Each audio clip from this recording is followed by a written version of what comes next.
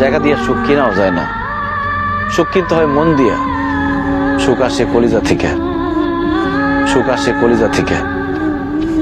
আমরা সারা জীবন শুধু নকল জিনিসের পিছনে ছুটি, আল্লাহর দেওয়া সূর্যরে বাদ দিয়া আমরা ঝাড়বাতির পিছনে দৌড়াই।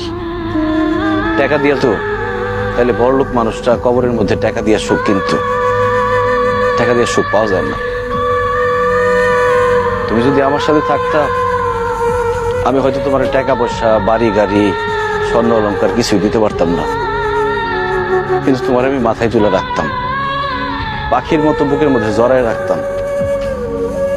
সেটা আমি পারি নাই, তুমি আমার সেই সুযোগ দাও নাই। তুমি আমার ছেড়ে চলে যাওয়ার পর কটা রাত যে আমি ঘুমাইতে পারি নাই, সেটা শুধু আমি জানি আর আমার আল্লাহ জানে। আমি কত চেষ্টা করছি, তোমার কত অনুরোধ করছিলাম, তোমার হাতে ধরছি, পায়ে পড়ছি, কিন্তু তুমি আমার সাথে থাকো নাই, আমার সাথে ছলনা করে চলে গেছো।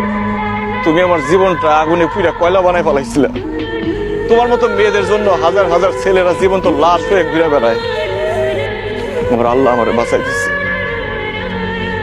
তখন আমার জীবনে আসছে আয়েশা। আয়েশাও আমার মতো অশিক্ষিত, পড়াশোনা করে নাই, টাকার সুখ সে বুঝে না, কিন্তু সে যে আমার সম্মান করে আর ভালোবাসে, পৃথিবীর সবকিছু দিয়ে মনে হয় সেই ভালোবাসা পাওয়া যাবে না। আমি আলহামদুলিল্লাহ ভালো আছি, দোয়া করি তুমিও ভালো থাকো। তোমার প্রতি আমার কোনো রাগ অভিমান নাই, তুমি তোমার ভুল বুঝতে পারছো, আল্লাহর কাছে মাফ চাও, আল্লাহ সুখ দিতে পারে। ভালো থেকো।